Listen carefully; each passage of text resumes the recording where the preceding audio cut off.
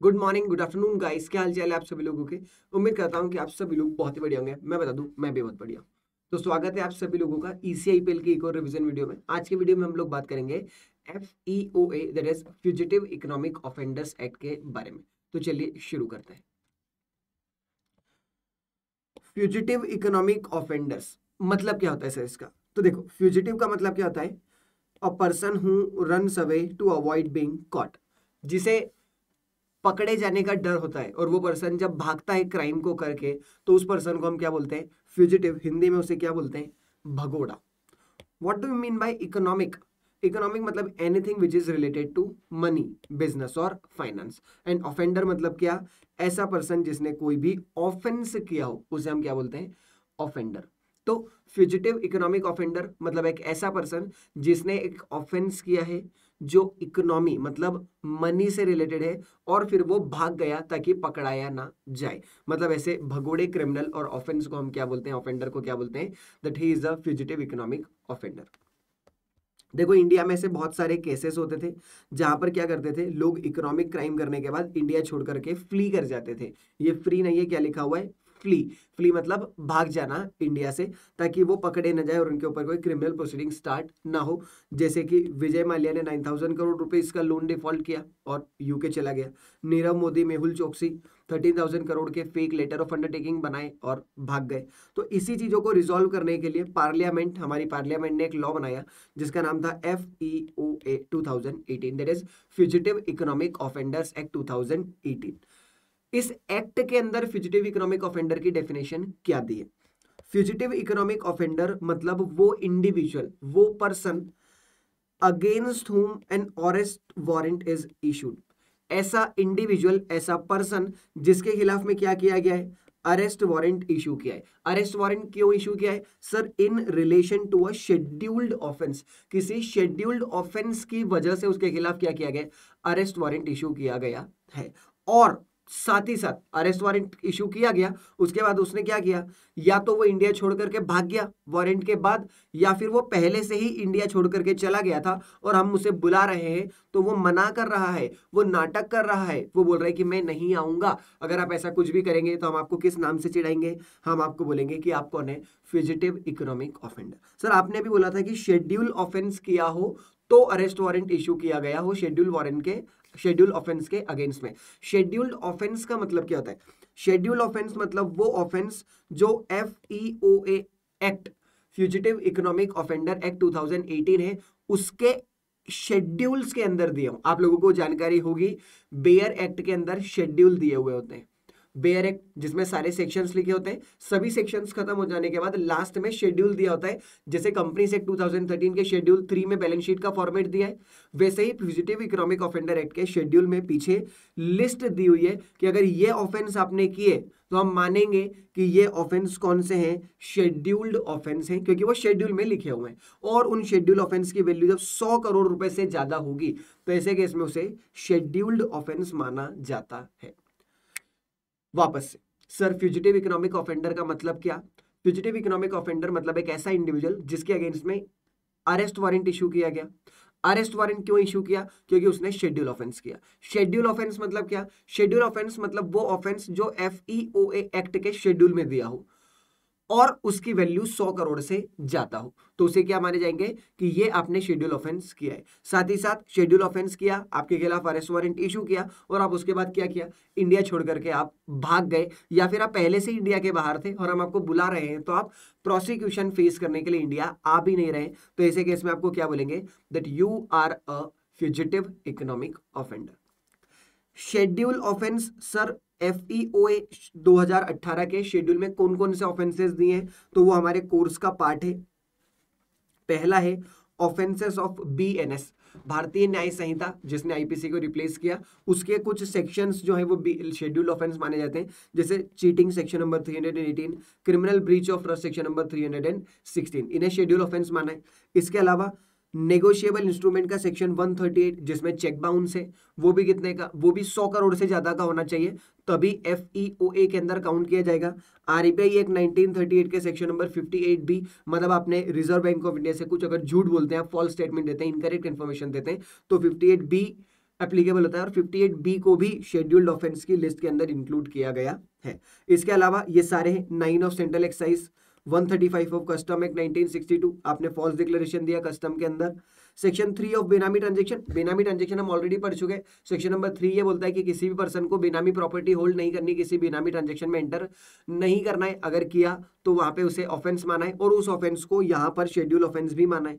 Schedule 30 of LLP act 2008, ये हम उसके अंदर पढ़ते हैं, आप लोगों को याद आ रहा हो तो SBILL के चैप्टर नंबर 3 में LLP में, जहां पे लिखा हुआ था कि अगर LLP फ्रॉड करती है तो ऐसे केस में पार्टनर्स की लायबिलिटी को अनलिमिटेड कर दिया जाता है। उसे यहाँ पे भी क्या माना गया है, शेड्यूल ऑफेंस। 34, 35 ऑफ FCRA 2010, ये ऑलरेडी हम पढ़ चुके हैं। फॉरेन कंट्रीब्यूशन रेगुलेशन एक्ट, अगर आप फॉरेन कंट्रीब्यूशन का मिसयूज करते हैं तो ऐसे केस में 34 और 35 के अंदर आपके ऊपर पेनल्टी लगाई जाती है, इसे ऑफेंस कंसीडर किया गया है। इसके अलावा कंपनी से 2013 के ये कुछ सेक्शन जैसे 42, 74, 206, 447 और 452, section 69 of IBC 2016 insolvency and bankruptcy code 2016 का सेक्शन नंबर 69 जो बताता है कि अगर इंसॉल्वेंसी के दौरान आपने कोई सी प्रॉपर्टी छुपाई तो उसे ऑफेंस माना जाता है, और उस ऑफेंस की वैल्यू अगर 100 करोड़ से ज्यादा हो तो उसे फ्यूजिटिव इकोनॉमिक ऑफेंडर के लिए भी कैटेगरी कर सकते हैं। इसके अलावा CGST एक्ट 2005, CGST एक्ट 2017 के सेक्शन 132 सबसेक्शन 5 के अंदर जहां फेक इनवॉइसिंग या फेक ITC के प्रोविजंस दिए गए हैं, वहां पर भी अगर आपके ऑफेंस की वैल्यू 100 करोड़ से ज्यादा है तो आपको फ्यूजिटिव इकोनॉमिक ऑफेंडर कंसीडर किया जा सकता है। ठीक, तो ये हमने बात करी कि फ्यूजिटिव इकोनॉमिक ऑफेंडर्स का मतलब क्या।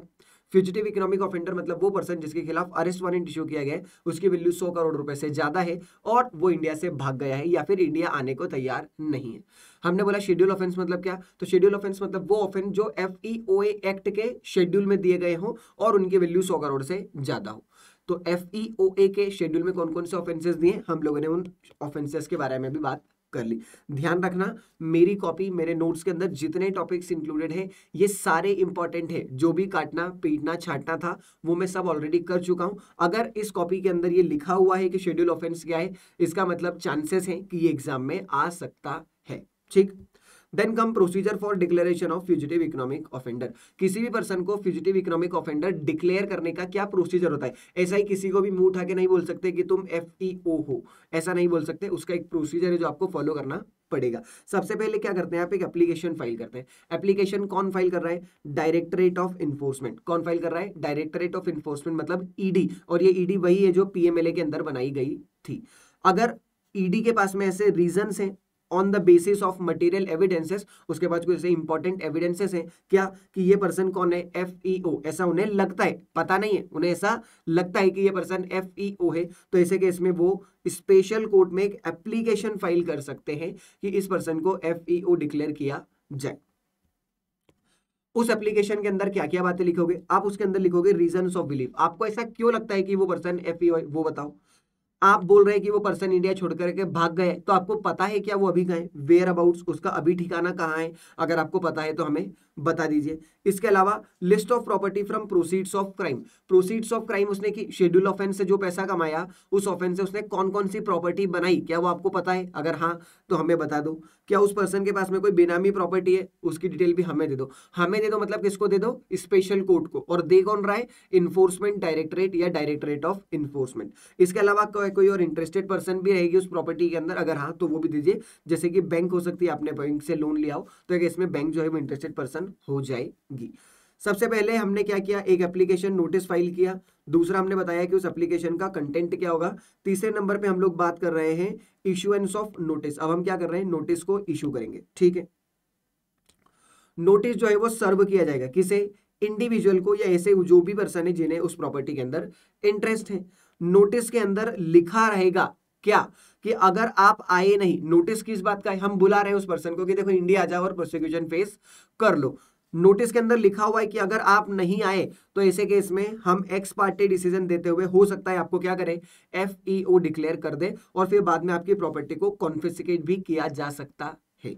नोटिस के अंदर कम से कम 6 सप्ताह का समय दिया जाएगा कि आप 6 वीक में ट्रेवल करके इंडिया आ जाए। 6 वीक के अंदर अंदर आपको अपीयर होना पड़ेगा। नोटिस कैसे सर्व किया जाएगा sir? Notice must be serve through authority in a contracting state. Contracting state के अंदर एक अथॉरिटी है, उसे नोटिस दिया जाएगा। और नोटिस का मीन क्या होगा सर? या तो ईमेल के थ्रू दे सकते हैं या फिर ऐसा कोई सा भी वेरिफिकेशन बेस्ड अकाउंट जो रिसेंटली एक्सेस किया गया हो, जैसे गूगल हो गया, इंस्टाग्राम हो गया, फेसबुक हो गया, प्रोवाइडेड वो वेरीफाइड हो और रिसेंटली एक्सेस हो। ठीक है, कोशिश तो हमें यही करनी है कि अगर ईमेल मिल जाए तो वो सबसे अच्छा ऑप्शन होता है।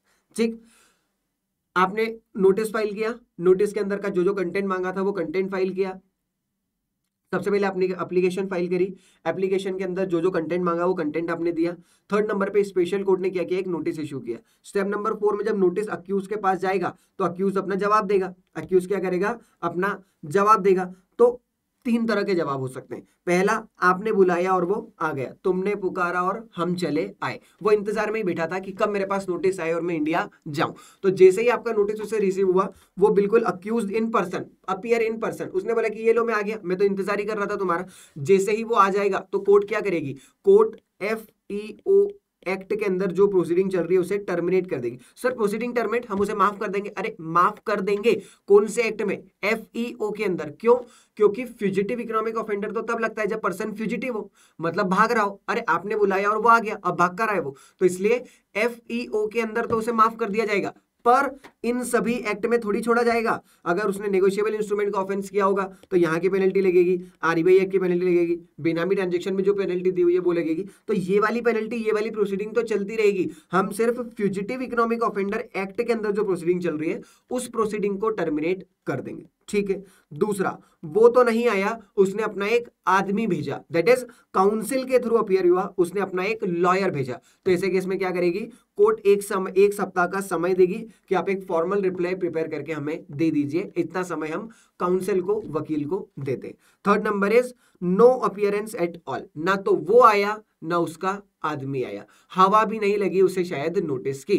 नो अपीयरेंस एट ऑल, कुछ भी नहीं। तो हमने तो पहले ही बोला था, देखो यहाँ पे लिखा हुआ था नोटिस के अंदर कि अगर आप नहीं आए तो ऐसे केस में हम क्या कर सकते हैं? आगे बढ़ के आपको FEO डिक्लेयर कर सकते हैं। तो वही बात यहाँ पे बोल रहे हैं कि अगर कोई अपीयरेंस नहीं हुआ एट ऑल, ना वो आया ना उसका वकील आया, तो कोर्ट आगे बढ़ सकती है और पर्सन को FEO डिक्लेयर करके उसकी प्रॉपर्टी को कॉन्फिस्केट कर सकती है। हालांकि ऐसा करने से पहले कोर्ट चेक करेगी कि नोटिस तो प्रॉपर्ली सर्व किया गया था ना, नोटिस सर्विस में कोई डिफेक्ट तो नहीं था। ठीक, अब वो आया हो या ना आया हो, स्पेशल कोर्ट को ऐसा लग रहा है कि पर्सन FEO है, तो ऐसे केस में वो ऑर्डर पास कर देगी राइटिंग में और पर्सन को FEO डिक्लेयर किया जा सकता है। उसके बाद उसकी प्रॉपर्टी को कॉन्फिस्केट किया जाएगा, प्रॉपर्टी को आइडेंटिफाई किया जाएगा, कौन कौन सी प्रॉपर्टी को आइडेंटिफाई किया और उसे कॉन्फिस्केट करने के लिए आगे बढ़ गए। उसके बाद हमने एक लिस्ट बनाई दूसरी प्रॉपर्टीज की, जो जो भी FEO ओन करता है, और उन सभी प्रॉपर्टी को क्या कर लिया? कॉन्फिस्केट कर लिया। अगर प्रॉपर्टी कॉन्ट्रैक्टिंग स्टेट में, मतलब विदेश में, किसी दूसरी स्टेट में, तो ऐसे केस में हम एक लेटर ऑफ रिक्वेस्ट प्रिपेयर करेंगे और कॉन्ट्रैक्टिंग स्टेट को भेज देंगे प्रिस्क्राइब फॉर्म और मैनर में। आपको याद आ रहा हो तो सेक्शन नंबर 58 हम लोगों ने इसी का पढ़ा था under PMLA, that is prevention of money laundering act के अंदर, कि लेटर ऑफ रिक्वेस्ट कैसे भेजा जाता है, या लेटर ऑफ रिक्वेस्ट हमारे पास आता है तो हम उसे कैसे डील करते हैं। नहीं याद आ रहा तो पुराने वाले वीडियो में जाओ और PMLA के अंदर चेक करो, सेक्शन नंबर 56 से लेके 60 तक की बात हमने यही वाली की थी। ठीक, प्रॉपर्टी को कॉन्फिस्केट नहीं करेंगे अगर किसी बोनाफाइड थर्ड पार्टी ने उसे परचेज किया है, मतलब गुड फेथ में अगर किसी पार्टी ने उसे परचेज किया था तो ऐसे केस में उसे एग्जम्प्ट किया जा सकता है। स्टेप नंबर 7, एक बार प्रॉपर्टी कॉन्फिस्केट कर ली तो वो किसके पास चली जाती है? सेंट्रल गवर्नमेंट का पूरा कंट्रोल उसके ऊपर आ जाता है। अगर स्पेशल कोर्ट ने किसी पर्सन को FEO डिक्लेयर नहीं किया तो ऐसे केस में उसकी अगर कोई प्रॉपर्टी आपने अटैच कर रखी थी प्रोविजनली पहले से, तो उसे अब रिलीज कर दिया जाए। ठीक, हो सकता है स्पेशल कोर्ट का फैसला कैसा आए कि पर्सन को FEO डिक्लेयर नहीं किया, तो इन्फोर्समेंट डायरेक्टरेट हो सकता है अपील फाइल करना चाहे, तो अपील फाइल करने इतने समय तक वो प्रॉपर्टी को विथहोल्ड कर सकता है, मतलब 90 दिनों तक रिलीज नहीं करेगा तो भी चलेगा अगर उसे अपील फाइल करने की जरूरत है तो। ये हम लोगों ने बात करी कौन सी? Declaration as a FEO। अब हम बात करते हैं power to disallow civil claim. क्या किसी पर्सन को रोका जा सकता है सिविल क्लेम फाइल करने से? अगर किसी पर्सन को FEO डिक्लेयर किया गया है तो कोर्ट या फिर ट्रिब्यूनल उस पर्सन को डिसअलाउ कर सकती है। डिसअलाउ करना मतलब रोक सकती है। किस चीज से रोक सकती है? कि वो अब कोई भी अपना सिविल क्लेम फाइल नहीं कर सकता, अब वो कोई भी सिविल क्लेम आगे पुट फॉरवर्ड नहीं कर सकता। मतलब पावर ऑफ अ कोर्ट और tribunal to disallow civil claim, जिस पर्सन को एफईओ डिक्लेयर किया गया है उस पर्सन को कोर्ट या ट्रिब्यूनल रोक सकती है कि अब आप कोई सिविल क्लेम आगे फाइल नहीं कर सकते। कोर्ट उस कंपनी और एलएलपी को भी रोक देगी जिस कंपनी और एलएलपी में जिस पर्सन को एफईओ डिक्लेयर किया है वो प्रमोटर, केएमपी या फिर मेजॉरिटी शेयर होल्डर अगर है तो। एनी कोर्ट में डिसअलाउ, कोर्ट डिसअलाउ कर रही है किसको, अभी तो हमने इंडिविजुअल को डिसअलाउ किया था, अब हम एलएलपी और कंपनी को भी डिसअलाउ कर सकते हैं कि वो भी अपना क्लेम आगे पुट फॉरवर्ड नहीं कर सकती अगर उसका प्रमोटर, की मैनेजरियल पर्सन या मेजॉरिटी शेयर होल्डर्स को एफईओ डिक्लेयर किया गया है तो। ठीक, then come attachment of property. अगर डायरेक्टर को ऐसा लगता है बेस्ड ऑन मटेरियल एविडेंसेस क्या कि प्रोसीड्स ऑफ क्राइम से जो प्रॉपर्टी कमाई गई है वो एफईओ के पास है और अगर हमने उसे कॉन्फिस्केट नहीं की तो वो उसे कंसील कर सकता है या फिर अनअवेलेबल बना सकता है, तो ऐसे केस में वो उस प्रॉपर्टी को क्या कर सकते हैं, अटैच कर सकते हैं। हालांकि अटैच करने से पहले उनके पास राइटिंग में एक ऑर्डर होना चाहिए। अटैचमेंट जो है वो कितने दिन तक चलेगा, 180 डेज, मतलब 180 दिनों तक अटैचमेंट रह सकता है। 6 महीने तक आप प्रॉपर्टी को अटैच अपने पास में रख सकते हैं। पावर ऑफ अ सर्वे, सर्वे क्या होता है सर, सर्वे एक लाइक अ मिनी रेड होता है। हम लोगों ने ये बात ऑलरेडी पीएमएलए के अंदर ही करी है। सर्वे एक मिनी रेड जैसा होता है या फिर स्पॉट इंस्पेक्शन होता है, बहुत ज्यादा एग्रेसिव नहीं होता है। ये हम कब करते हैं, जब हमें ऐसा लगता है बेस्ड ऑन मटेरियल एविडेंस कि पर्सन एफईओ हो सकता है, तो ऐसे केस में डायरेक्टर क्या कर सकते हैं, वो किसी भी एरिया के अंदर एंटर कर सकते हैं, किसी भी रिकॉर्ड को इंस्पेक्ट कर सकते हैं, प्रोसीड्स ऑफ क्राइम को वेरीफाई कर सकते हैं, कोई भी इंफॉर्मेशन अपने पास कलेक्ट कर सकते हैं, किसी भी रिकॉर्ड पे अगर कोई आइडेंटिफिकेशन मार्क डालना हो, मतलब टिक लगाना हो, क्रॉस करना हो, तो ऐसा कुछ भी करना उन्हें अलाउड है।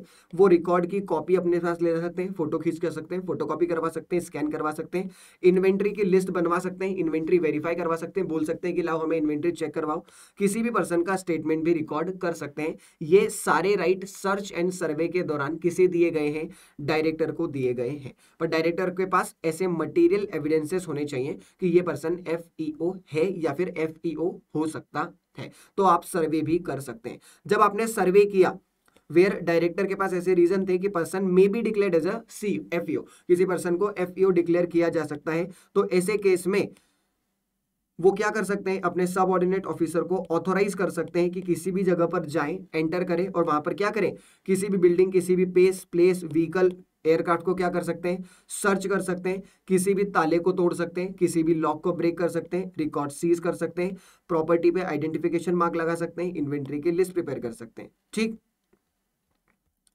अगर सर्वे के दौरान ऑफिसर के पास एविडेंसेस, ऑफिसर को ऐसा लगता है कि एविडेंसेस को कंसील किया जा सकता है या टेम्पर किया जा सकता है, तो ऐसे केस में वो सीज भी कर सकते हैं। सर्च किया, सर्च के दौरान जो भी कुछ मिला उसे क्या कर लिया हमने, सीज द एविडेंसेस। हालांकि ध्यान रखना, जो भी एविडेंसेस आप सीज कर रहे हैं, रिकॉर्ड कर रहे हैं, उसकी एक राइटिंग में आपके पास रिकॉर्ड होना चाहिए। क्या किसी पर्सन को सर्च किया जा सकता है, आंसर इज यस। अगर ऑफिसर को ऐसा लगता है कि किसी पर्सन के पास में क्या है, प्रोसीड्स ऑफ क्राइम है जो उसने अपने कपड़ों में छुपा कर रखी है, वो हमें बता नहीं रहा है, तो ऐसे केस में हम उसे पर्सन को भी क्या कर सकते हैं, सर्च कर सकते हैं। ही में सर्च द पर्सन। जिस पर्सन की आप सर्च करना चाहते हैं उस पर्सन ने ऐसा बोला कि भैया मुझे आप मजिस्ट्रेट के पास लेकर के जाओ, तो 24 आवर्स के अंदर अंदर आपके से मजिस्ट्रेट के पास लेकर के जाना पड़ेगा। ठीक, जब आप पर्सन को मजिस्ट्रेट के पास लेकर के गए हैं और मजिस्ट्रेट को ऐसा लगता है कि यार कोई रीजनेबल ग्राउंड नहीं है इस पर्सन को सर्च करने का, तो ऐसे केस में उस पर्सन को छोड़ा जाएगा। दैट पर्सन में बी रिलीज्ड इमीडिएटली, हाथों हाथ उसे छोड़ना पड़ेगा। अगर मजिस्ट्रेट बोलता है कि सर्च कर लो, तो फिर ऐसे केस में सर्च कर सकते हैं। पर ध्यान रखना, सर्च करने के पहले आपको 2 क्या चाहिए, विटनेस आपके पास में होने चाहिए। You must call 2 witness. आपने जब सर्च किया उस पर्सन को सर्च करने के बाद आपको अगर कोई रिकॉर्ड या प्रॉपर्टी या प्रोसीड्स ऑफ क्राइम मिलती है, तो आप उसकी लिस्ट बनाइए, कौन कौन सी प्रॉपर्टी आपने सीज की है। फीमेल को सिर्फ कौन सर्च कर सकता है, फीमेल ही सर्च कर सकती है, फीमेल के अलावा कोई और सर्च नहीं कर सकता। या गलती से फैमिली हो गया, इसे लिखिए फीमेल। ठीक है, no female can be search except a female officer, only female officer can search. Record the statement of the person search, जिस पर्सन को सर्च किया गया उसके स्टेटमेंट को भी रिकॉर्ड करना है। Then come the very important, that is rule of evidences. Evidence का क्या रूल है हमारे यहाँ पे, तो हमने बोला है burden of proof on the director. अगर इस एक्ट के अंदर जो ऑफिसर्स बने या डायरेक्टरेट ऑफ इन्फोर्समेंट है, अगर उसे लगता है कि ये पर्सन एफईओ है या ये person let's say Nikhil Sharma is a FEO, तो यहाँ पे रिस्पॉन्सिबिलिटी डायरेक्टर की है या उस ऑफिसर की है, वो प्रूव करे कि मैं कौन हूं, एफईओ हूं। मेरे ऊपर शक नहीं होगा, मेरे ऊपर ये जिम्मेदारी नहीं है कि मैं अपने आप को ऑनेस्ट प्रूव करूं, आपकी जिम्मेदारी है कि आप मुझे क्या करें, एफईओ प्रूव करें। और ये प्रूव करना भी आपकी रिस्पॉन्सिबिलिटी है कि ये जो प्रॉपर्टी मेरे पास है, ये प्रॉपर्टी प्रोसीड्स ऑफ क्राइम से कमाई गई है, ये प्रूव करने की जिम्मेदारी भी आपकी होती है। They have to present the evidence, उन्हें एविडेंसेस मेरे सामने लेकर के आने पड़ेंगे। Second one is a burden on other claimant. क्या बोल रहे हैं, if any person claim that they acquired interest in property in good faith without knowing that it is from a proceeds of crime, then burden is on that person to prove they didn't know about the property or the interest in property was genuine and honest। इसको यहां से समझिए, अभी हम लोगों ने एक topic पढ़ा था ये वाला, पर्सन में भी डिक्लेयर्ड एज अ एफयू। जब पर्सन को एफयू डिक्लेयर किया जाता है तो ऐसे में उसकी प्रॉपर्टी को आइडेंटिफाई करने के बाद कॉन्फिस्केट करते हैं। यहाँ पे एक पॉइंट दिया हुआ था, क्या, exemption to a bona fide third party. Third party अगर उसने बोनाफाइड गुड फेथ में किसी प्रॉपर्टी को परचेज किया है तो उसे एग्जम्प्ट नहीं किया जाएगा, उसे कॉन्फिस्केट नहीं किया जाएगा, उसे एग्जम्प्ट किया जाएगा फ्रॉम अ कॉन्फिस्केशन। अगर आपने गुड फेथ में प्रॉपर्टी परचेज की है तो गुड फेथ में आपने प्रॉपर्टी परचेज की है, ये प्रूव करना आपको है कि सर मेरे पास ये जो प्रॉपर्टी है मैंने गुड फेथ में प्रूव करी थी। This is what it is written here. If any person claim they acquired interest in the good faith, then burden is on that person, मतलब वो गुड फेथ का परचेसर जो है, बोनाफाइड परचेसर है, उसका ये बर्डन है, उसके ऊपर ये बर्डन है कि वो प्रूव करे कि उसे नहीं पता था कि ये प्रॉपर्टी क्राइम से लिंक्ड है या फिर ये प्रॉपर्टी जेन्युइन है और ऑनेस्ट है, ये इसे ही प्रूव करना पड़ेगा। Third one is a standard of proof या फिर प्रीपोंडेंस ऑफ प्रोबेबिलिटी। क्या बोलता है, special court will decide based on preponderance of probability. Preponderance of probability के हिसाब से स्पेशल कोर्ट डिसीजन लेगा। मतलब क्या होता है, मतलब ये होता है the fact is more likely than not to be true. अगर कहीं पे भी दिक्कत आती है तो हम तो ऐसा मानेंगे कि ये ट्रांजैक्शन फ्यूजिटिव इकोनॉमिक ऑफेंडर से लिंक है, अगर एविडेंसेस कम मिल रहे हैं थोड़े से तो शायद थोड़ा सा और अच्छे से क्लियर होगा। Fact is more likely than not to be true with the example. क्या लिखा हुआ है एग्जांपल के अंदर, मान लीजिए ये जो इन्फोर्समेंट डायरेक्टरेट है उसने बोला कि नीरव मोदी ने शेल कंपनियों को यूज किया और उससे 500 करोड़ रुपए घुमाए। उसके लॉयर ने बोला कि सर ये सारे रियल बिजनेसेस थे। तो स्पेशल कोर्ट ने चेक किया, ईमेल से ऐसा पता चला कि जो इनवॉइसेस बनाए गए थे वो फेक थे। एक्स एम्प्लॉय ने कंफर्म किया कि हाँ सर 500 करोड़ के आसपास को कोई अमाउंट जो है वो शेल कंपनियों से घूमा है। मनी ट्रेल ने शो किया कि राउंड ट्रिपिंग थी। राउंड ट्रिपिंग का मतलब क्या, कि लेयरिंग हुई, प्लेसमेंट हुआ और बाद में इंटीग्रेशन हुआ, पैसा वापस से हमारे पास आ गया राउंड ट्रिप में घूम के। तो अगर कोई डायरेक्ट कन्फेशन नहीं भी मिला, डायरेक्ट एविडेंसेस नहीं भी मिला, तो हम तो मान लेंगे कि ये जो एविडेंसेस हैं, ये वाले जो एविडेंसेस हैं, इन एविडेंसेस से पैटर्न दिखता है फ्रॉड का कि यहाँ पे क्लियरली फ्रॉड हुआ है और कोर्ट ऐसे में एफईओ डिक्लेयर कर सकता है on preponderance of a probability. Preponderance of probability के हिसाब से आपको क्या किया जा सकता है, एफईओ डिक्लेयर किया जा सकता है।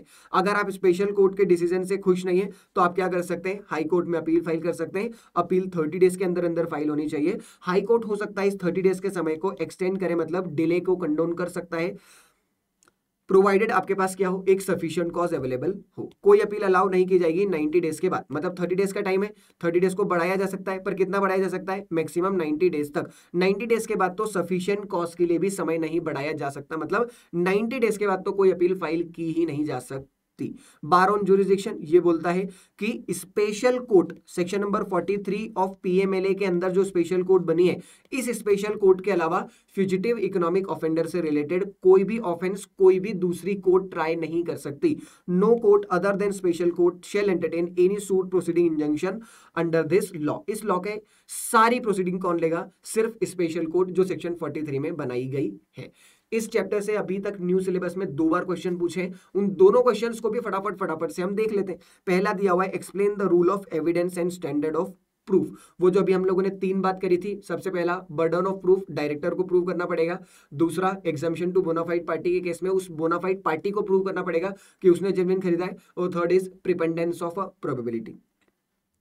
According to fugitive economic offender act the rule of evidence state, क्या बोलता है rule of evidence, individual burden on proof, burden on proof for establishing that person is an individual, that individual is a FEO fugitive economic offender या फिर property is a proceeds of crime shall be on a director, वो किसके ऊपर रहेगा proof, on be on a, वो burden रहेगा director के ऊपर या फिर उस ऑफिसर के ऊपर कि वो प्रूव करे कि ये person FEOA that is fugitive economic offender है।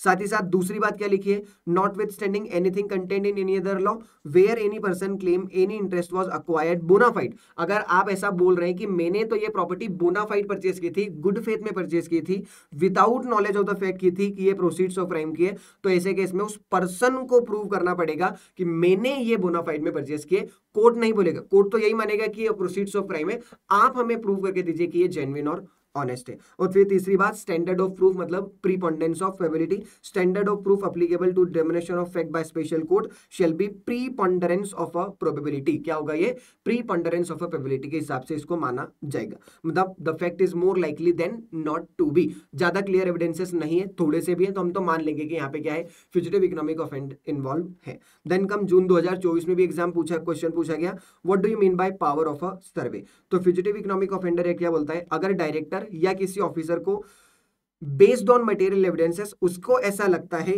कि इंडिविजुअल FEO हो सकता है, तो वो क्या कर सकते हैं, किसी भी प्लेस पे एंटर कर सकते हैं जो एरिया उन्हें असाइन किया गया है in respect of which is authorise. साथ ही साथ अगर डायरेक्टर को मटेरियल एविडेंसेस पे ऐसा लगता है कि इंडिविजुअल FEO हो सकता है, तो ऐसे केस में वो क्या कर सकते हैं, इंस्पेक्ट कर सकते हैं रिकॉर्ड्स को। वो बोल सकते हैं कि रिकॉर्ड्स हमें हमारे पास लेकर के आओ। वो बोल सकते हैं कि हमें इन्वेंट्री चेक करनी है, प्रोसीड्स ऑफ क्राइम से जो भी ट्रांजेक्शन किए हैं वो, और भी कोई फर्निश कर सकते हैं इंफॉर्मेशन। साथ ही साथ डायरेक्टर क्या कर सकता है, आइडेंटिफिकेशन मार्क कर सकता है किसी भी रिकॉर्ड के ऊपर, वो इन्वेंट्री की लिस्ट प्रिपेयर करवा सकता है और किसी भी पर्सन के स्टेटमेंट रिकॉर्ड कर सकता है। दिसंबर 2023 फैजल एक फ्यूजिटिव इकोनॉमिक ऑफेंडर है और उसने इंडिया से भाग गया है ताकि उसके खिलाफ कोई प्रोसीडिंग स्टार्ट ना हो। Discuss the provision relating to power of a civil या tribunal to disallow the civil claim. क्या कोर्ट उसे रोक सकती है, आंसर इज यस। हम लोगों ने पढ़ा हुआ था कि अगर किसी भी पर्सन को FEO fugitive economic offender declare किया गया है तो ऐसे केस में कोर्ट या ट्रिब्यूनल उस पर्सन को रोक सकती है from filing a civil suit और from putting forward a civil claim in any court और एनी ट्रिब्यूनल। बराबर। साथ ही साथ कोर्ट या ट्रिब्यूनल उस कंपनी और LLP को भी डिसअलाउ कर सकती है from filing a civil suit और from putting forward a civil claim if his promoter majority stake shareholders और key managerial person is declared as a FEO। तो ऐसे केस में उस LLP या उस कंपनी को भी रोका जा सकता है from putting forward a claim. ये 3 क्वेश्चन अभी तक इस अटेम्प्ट के अंदर पूछे गए हैं और इसी के साथ हमारा फ्यूजिटिव इकोनॉमिक ऑफेंडर का जो चैप्टर है वो भी फटाफट से, तो मतलब आई बिलीव आधा घंटा शायद इसके अंदर लगा और आधे घंटे में हमने इसको खत्म कर लिया। छोटा सा ये चैप्टर था, कोई ज्यादा समय इसके अंदर लगा ही हमें नहीं। अगर आप लोगों को कोई भी डाउट कंफ्यूजन रहते हैं तो आप लोग मुझे मैसेज कर सकते हैं, डायरेक्टली मुझसे मिल सकते हैं यहाँ आकर के डायरेक्टली, और कमेंट भी कर सकते हैं अगर कुछ इश्यू रहता है तो। ठीक है, अब हम लोग मिल रहे हैं अगले चैप्टर के साथ, that will be consumer protection act 2019। तब तक के लिए धन्यवाद, मिलते हैं, bye bye, have a good day.